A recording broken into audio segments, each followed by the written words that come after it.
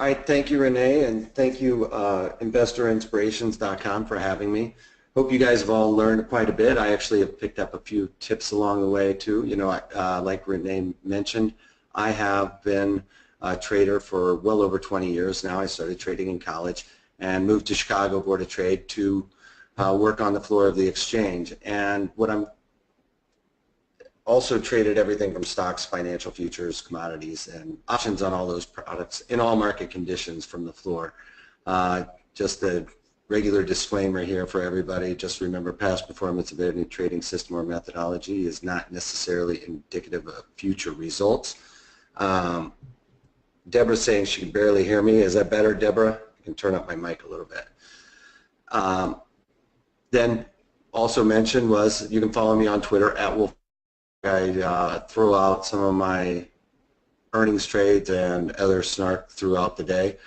You can also follow us at ProTraderStrat as well. So like I mentioned, this is going to be a real quick thing on floor trader hacks for options. Now, one thing that I've noticed over my years is that everybody tries to take all these little math problems and punch them into a computer and come up with a result. And when we were on the floor, we didn't have the time to go through all of those steps. So what we did is we came up with little hacks, and they're very close. Even when you're using the math models, it is still a estimation, if you will, because there's a lot of nuances within that, whether it's implied volatility, theta decay, and stuff like that. All of those things are guesstimations, if you will. So these are quick, easy ways to find the same result, but in a quarter of the time at best. So I'm going to go through a couple of them and let you guys know they are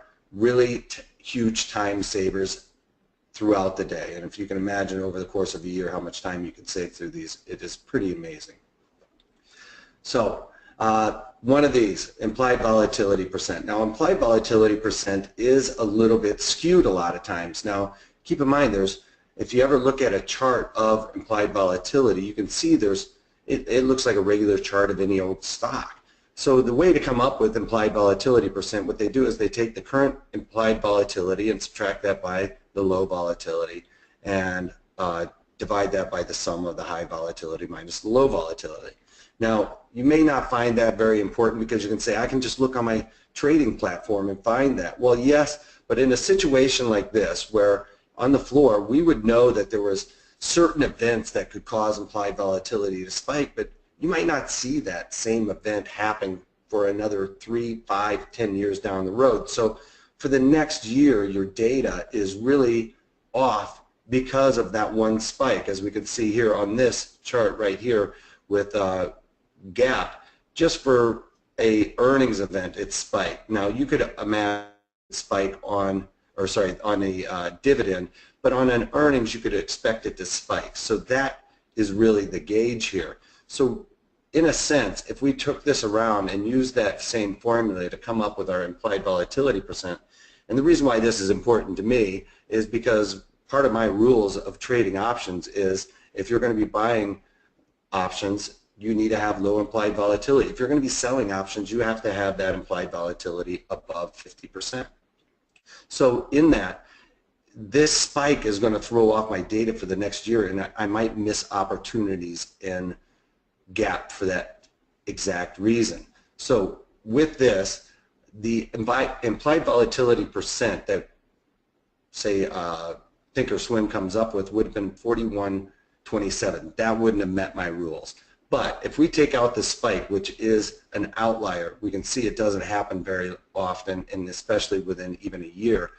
We can take the current IV, which is the 44 here, subtract that by the low IV, which is 30, take that sum and divide it by our new current high IV, which would be 56, and subtract that by 30, and now our new implied volatility percent is 8. So that puts it above there. So it gives you a real representation of what implied volatility is for that underlying when you take out that one outlier move, which happens maybe once or twice in a 10-year period. So that's really important to take away because the numbers can skew by just a strange event like a dividend, which doesn't really make sense, or if it was a CEO talking or something like that, could really drive the implied volatility up, or just some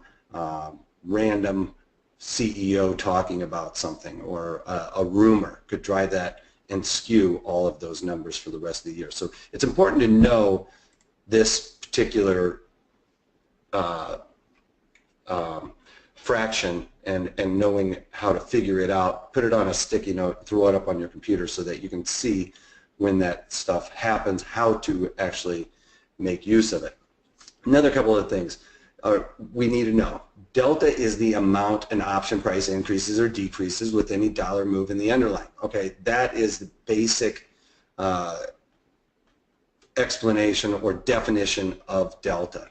But delta tells you so many more things, and a lot of people talk about 4 things that delta will tell you. I can tell you at least 5 things delta can tell you, just from what we would use it as on the floor.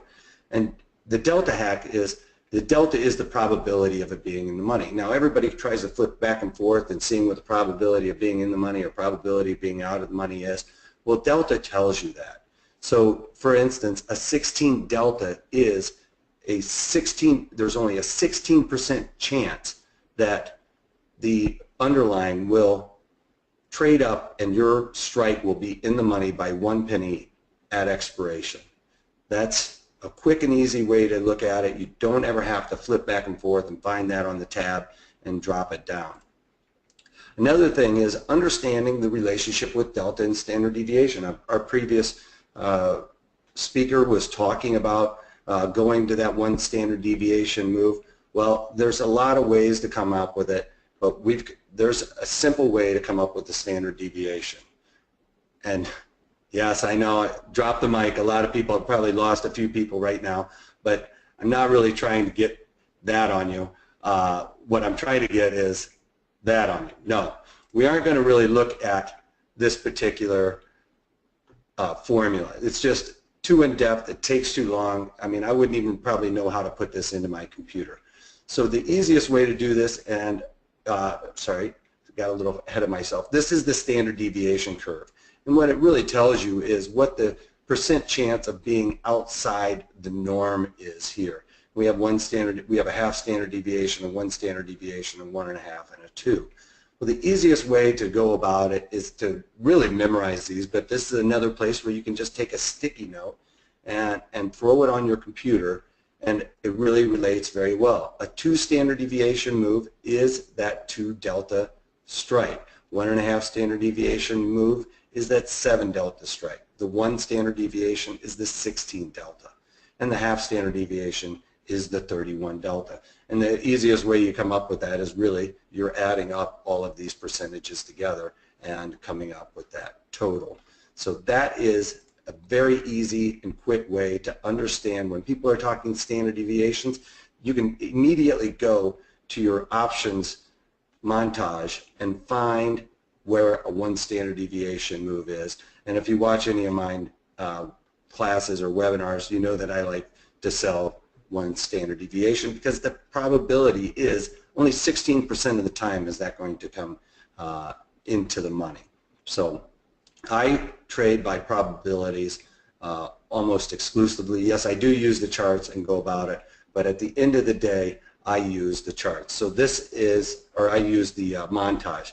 So for instance, right here, we can look at the 785 strike right here. That would be that half standard deviation move, moving down to, we don't have a 16 one, but we can easily assess that a 15 is as close to 16 as you're going to get here. So our 1 standard deviation move is right here at the 797.5 strike. So when we're talking standard deviations and you want to know what your probabilities are, that is really important to discern. And I don't have one on the call side, but over here on the put side, we can see that the 2 delta, which is equivalent to a 2 standard deviation move, is right here at the 1685. Just understanding those and knowing your risks, because it is extremely important before you get into any trade to understand what your risks are, understand what your probabilities are of that particular underlying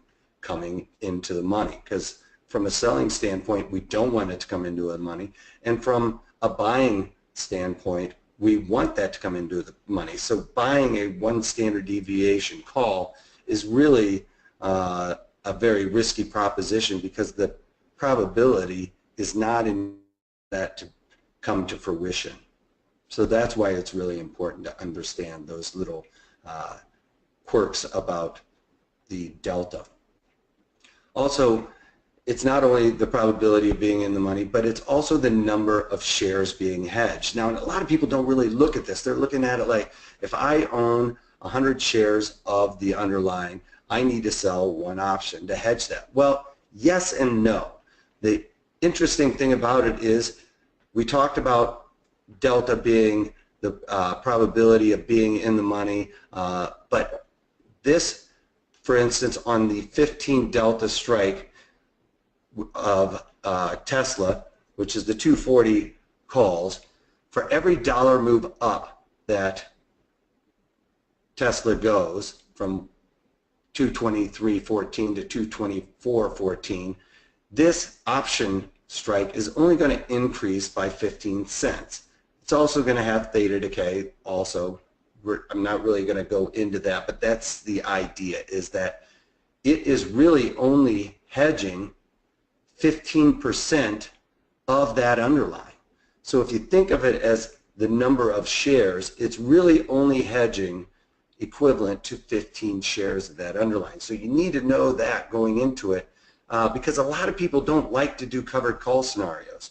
And at the end of the day, if it goes up and through our short call, you know, those are great problems to have, because we have participated on the upside with that short call, albeit not as much as if it was just naked, but it also lowered our overall cost basis on this underlying. You can consistently do this over time. You can lower this cost basis quite dramatically. And for those people that may be watching my daily market commentaries, where I talk about every trade I put on and how I manage that risk on a daily basis, I've lowered my cost basis on target in 3 months by $2. So it is a trade that has gone against me, but I've consistently been mechanical selling that against that, lowering my cost basis. And of course, in that, I can still participate on the upside. So that is the huge thing with delta. It's the number of shares really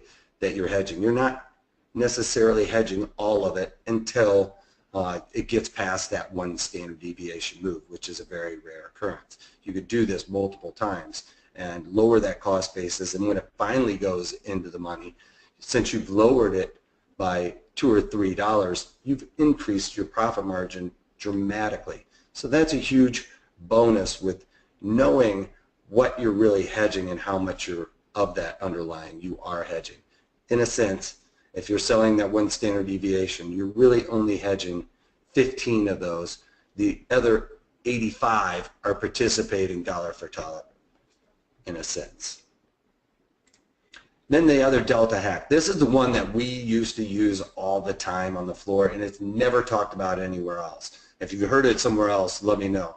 But on the floor, we used to talk about delta times 2 is the probability our strike is going to be tested during that span of the option cycle. So back to this Tesla example, we can know that this 240 strike only has a 15% chance of being in the money by 1 penny at expiration, which is in 25 days. But we also know that within that 25 days, the market, as we all know, the market goes up and down, it will have a 30% probability of being tested at least sometime during that 25 days. Now, why is that important to know? Because it keeps your powder dry. When things start happening, you know, the market goes up and tests your short strike on your strangle, you don't necessarily have to immediately start hitting the panic button. Yes, you should be very mechanical and aware of what's happening, because the probabilities could be that it is going to stay in the money, but the probability of it just coming up and touching it one time in that 25 days is 2 times that delta.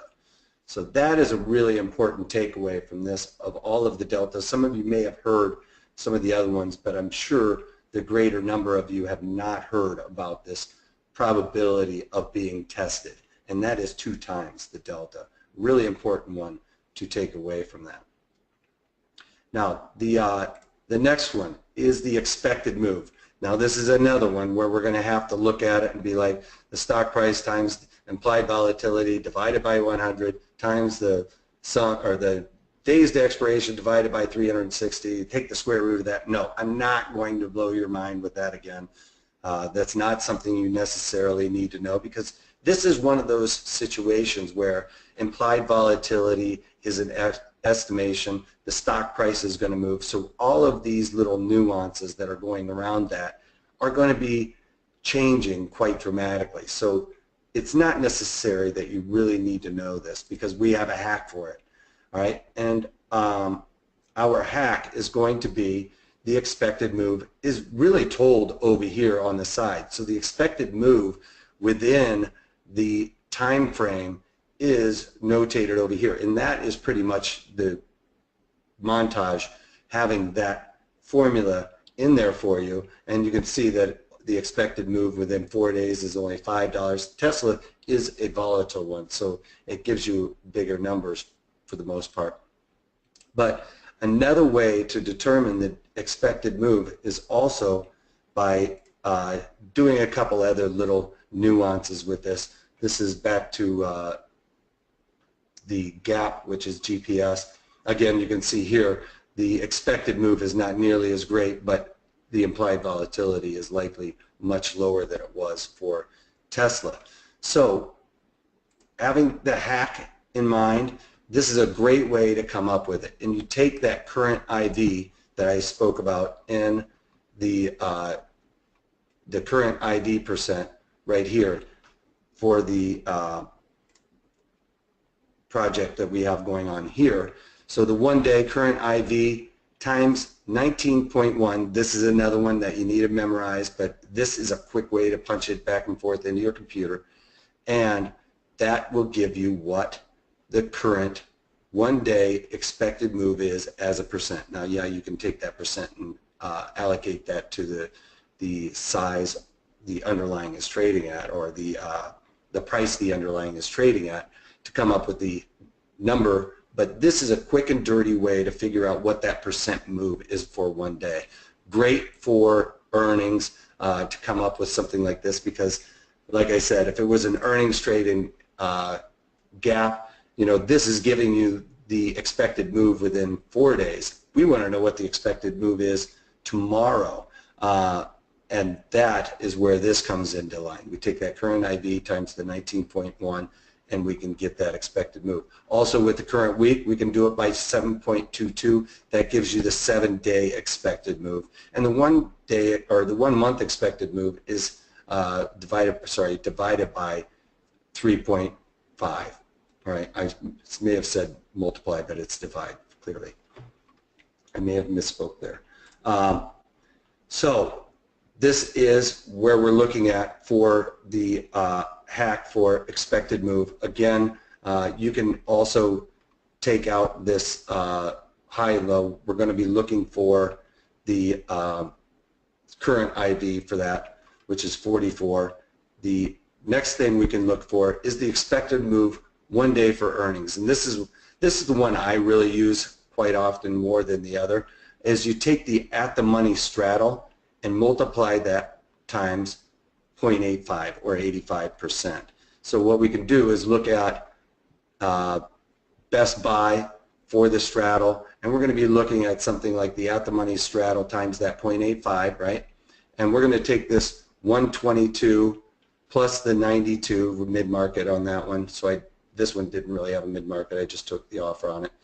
Take that 92 and the $1.22, add those together, multiply that times 0.85, and we get the expected move for tomorrow's event, or that earnings event, to be equal to 1.82, Now you can see here it says $2. It's close enough for government work, but keep in mind this is for the next 4 days. It's not taking into account necessarily, other than implied volatility, what that move is expected, the market maker move for tomorrow. As a matter of fact, the market maker move for tomorrow on this is also shown up here, but sometimes it doesn't always show you what that market maker move is.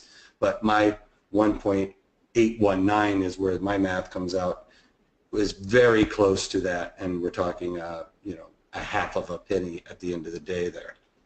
So that is a quick and easy way to figure that out. Really important to know, especially, you know, if there's 5-6 days left in the montage you're looking at, to come up with that. Times 0.85, the straddle times 0.85 gives you what the 1 day market maker expected move is. Then on to finding the ratio. All right, this is when you're trying to do a pairs trade and you're going to be buying so many of one and selling so many. How do you figure that out? Well, the easiest way to do it is you take the stock price of A and divide it by the stock price of B, and stock price of A is always larger. But if we give a very easy example for math purposes, let's say, so if one stock's 100 and the other stock is 50, 1 divided by 50 is 2. So for every one of stock A that we buy, we need to buy 2 of stock B. And that is your hedge ratio, to find out how you can get that correlation to make sure you're hedged. It's a really simple, easy way to do it. Not a lot of people talk about it. They talk about a lot of different things, but this is the easiest way I have found to come up with that different montage. And please throw out, if you guys want me to go back any of these, I know I started talking really fast, throw out some questions to me, and would be happy to answer some of those going forward here.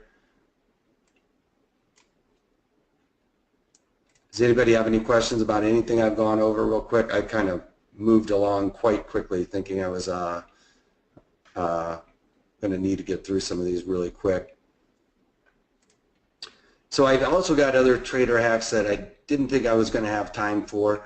It's on volatility crush, which is really important, especially for earnings. You get high implied volatility. You can determine exactly how much volatility crush is going to be coming out of those.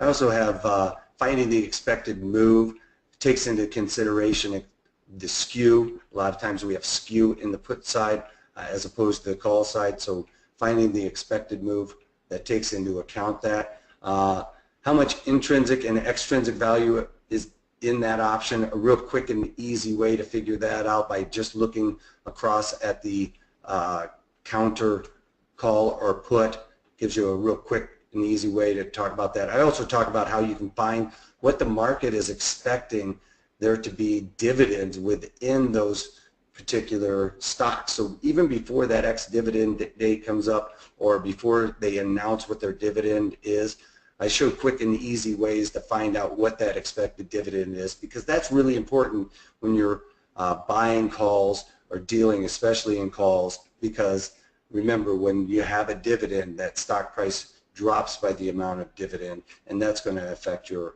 options as well. So knowing what that dividend is well in advance is a really good one. The current ID, you showed the upper right hand corner. How close are you to the actual when it is said and done? I'll get into that real quick. And determine the expected dividend. I spoke about that. So I'm going to go back to the current ID one. That's the one we were looking for. Are you talking about with this slide here? Okay, so with this slide, you're asking the upper right hand corner, how close are they to the actual when it is all said and done? Well, it's all pretty much of a guesstimate, but they're pretty accurate. Just like with the market maker move that I showed you, you know, there are outliers on that, but those numbers are very close, and they are all estimations. They're not 100% accurate. But I would say that the better part of the time, the much better part of the time, they are accurate. When you're doing earnings trades and you're looking at the market maker move, expected move, that is, I would say probably, you know, I'm pulling this number, I don't have data to back it up, but it is well over 75% of the time it lies within that market maker move. You do have outliers on it, like I talked about the target move. That was outside the market maker move. I've had to stay mechanical and protect that position and been diligent with it. Now with this one, I may have misspoke there. The current IV is divided by 19.1. So you take the current IV that we were talking about, the 44, and divide that by the 19.1 or the 7.22, and for the month the 3.5. Does that answer your question, Sylvia?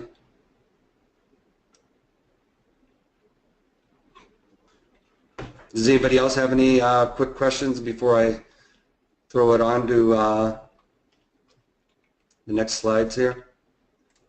So like I mentioned, I talked about all this. So with my other floor trader hacks full video set, there is at least 5, 6 more videos on floor trader hacks.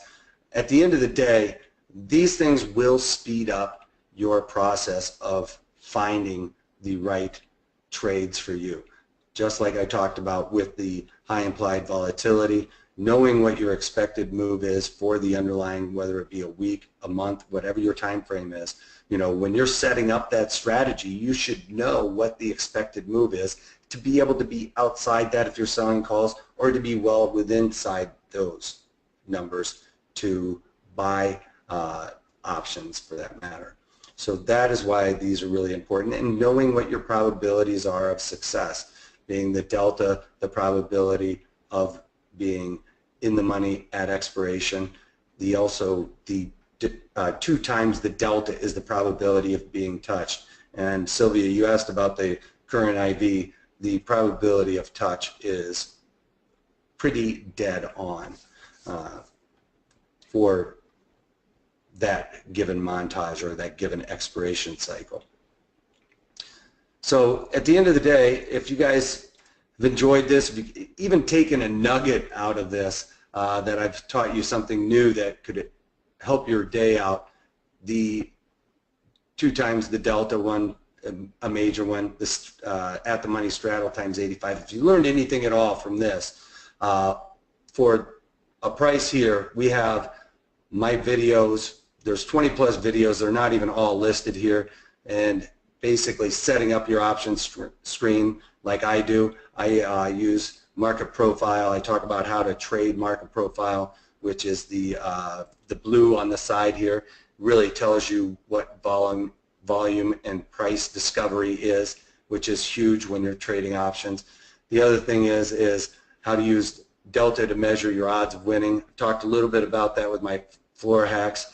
How to measure your time decay to make sure it's in your favor. The previous guest talked a little bit about that. I go into detail on it. And the market profile, like I said, history of options, how to protect your portfolio with options. I mentioned a little bit about that on what the benefits of selling calls are, because a lot of us have portfolios that are very long the underlines, and you have to know how to protect that, lower your cost basis, and which will ultimately increase your yield on that portfolio,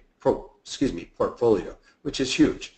At the end of the day, you consistently do that, then you will be able to be a lot more successful. Are we limited as the time of when we can view these videos? No, for this offer you get these videos, so you can watch them at your leisure. The one other thing that we don't have mentioned on here is I do daily market commentaries and talk about every single trade I put on, why I put that trade on, when I'm taking it off, and when it goes against me, which we all have those trades that go against me, that we will have the ability to manage that risk. So this is the link right here. It also should be in the chat box there for you guys if you want to reach out. It's Trade Like the Wolfman at investor inspiration. It should be in the chat box as an easier link, but this is it. Keep that in mind. One other thing that I did mention, I have an open email policy. If you're any one of my students or anybody that's taken any of my courses, reach out to me with any questions you have. If the strategy is going against you, if you're having a problem with something, or even wondering if it is the right timing for that trade, I have a no inbox policy where I respond to everybody. Last week I went back and forth with several people on Wells Fargo and trading that one. So that should be really beneficial for anybody.